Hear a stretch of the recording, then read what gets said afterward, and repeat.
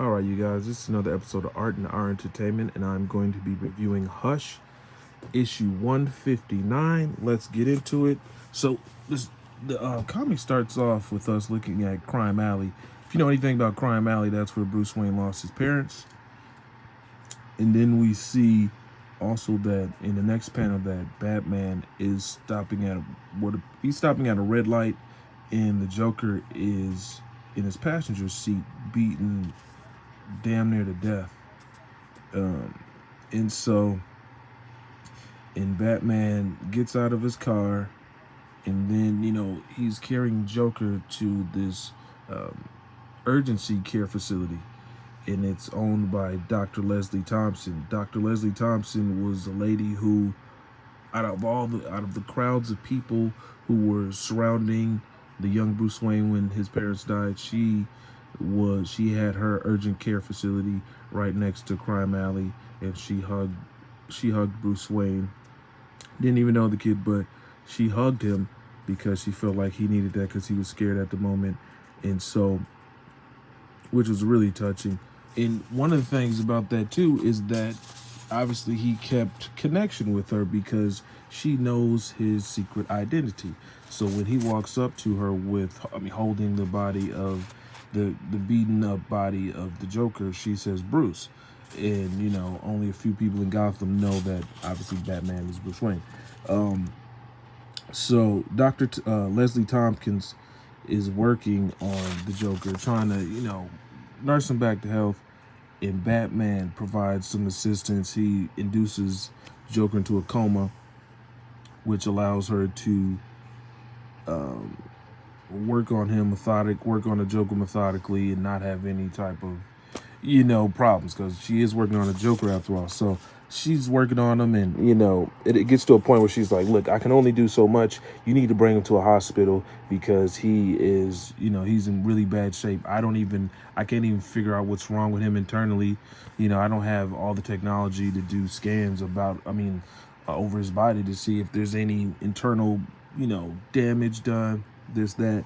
Batman's like, "No, I can't do that, because if I do that, I'll be playing right into Hush's hands. He wants me to be out in the open with Joker, and if I do that, he's gonna try to, I don't know. I honestly don't know what was gonna happen. I think he'll either kill Joker or Batman or them both, but I don't know. Batman sees it as, uh, he doesn't see it being a good idea. He doesn't see like the point in being out in the open with Joker, and they're both vulnerable.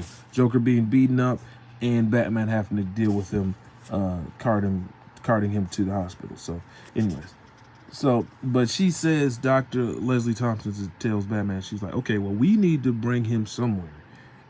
So you know what to do." So Batman brings him to the Batcave, and one thing that I found interesting about this panel was that you're in Batman's lair. You're seeing all this high tech. He has Joker strapped up to like this hyperbolic healing chamber. It's really cool, the stuff to look at. It's really cool, interesting stuff, and it looks sophisticated. And then Batman breaks down like what he might do next. He's like, I've never been able to have Joker in my facility like this. I should work on him. I should do some scientific research to figure out what's going on. Even did a scan of the Joker's prefrontal cortex, and they were saying there was a lot of overactivity there. And I know that's, associated with real science. And I was like, oh man, they really taking it there.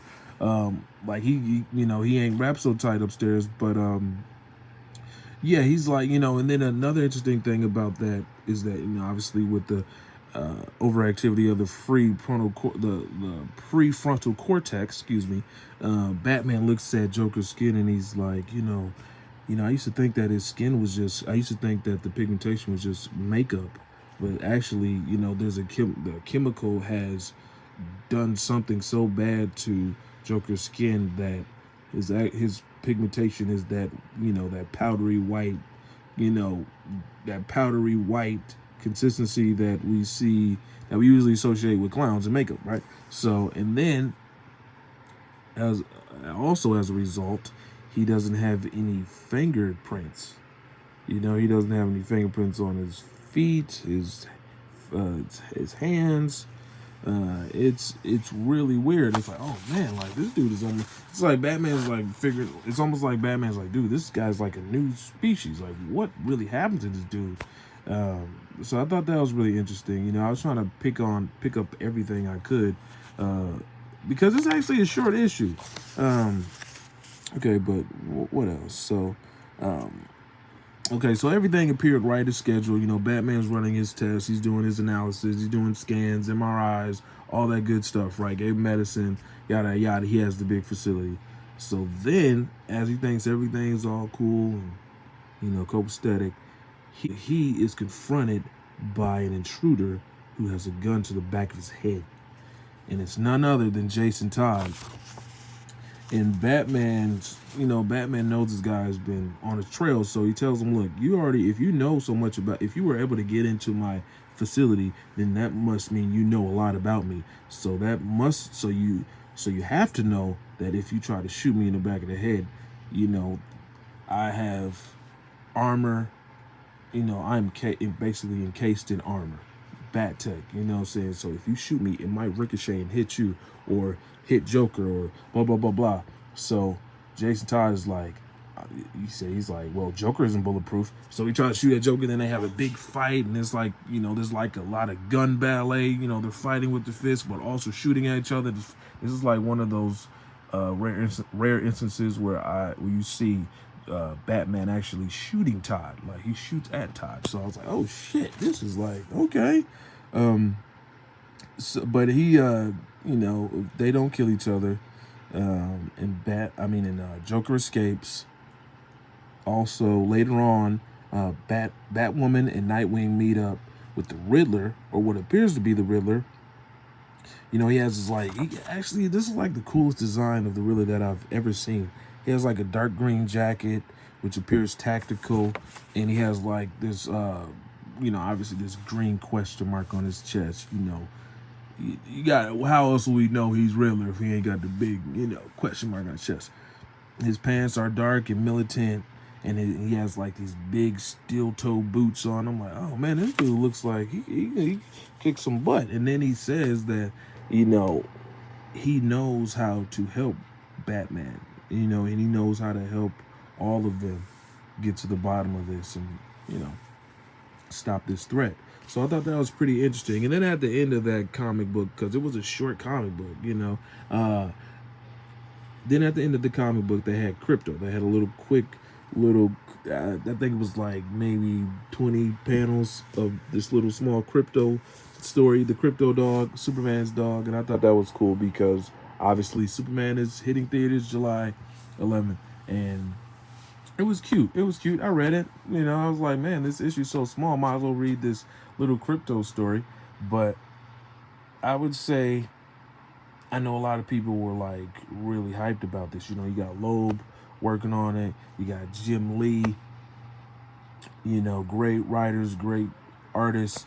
But I'm a little, you know, I'm a little underwhelmed, just a little bit. You know, I have issue 160. You know, this was issue 159. I have issue 160, so I will be reading that, and I will be reviewing that and telling you guys what I think about that. Maybe it picks up. That's all I've been hearing though about, I mean, concerning this series is it's still it's still picking up momentum. So it's gonna be a slow burn apparently, because people saying like not too much has happened. Not too much happens in these issues 159 through 160 and 161, yada yada. But it was decent though. It was decent. Not my favorite Batman comic out right now, but it's okay. You know what I mean? We'll see what I think after, you know, issue 160, if I still want to, you know, invest in that story. But, yeah, you guys stay posted, man. This is Art and Entertainment. Ciao.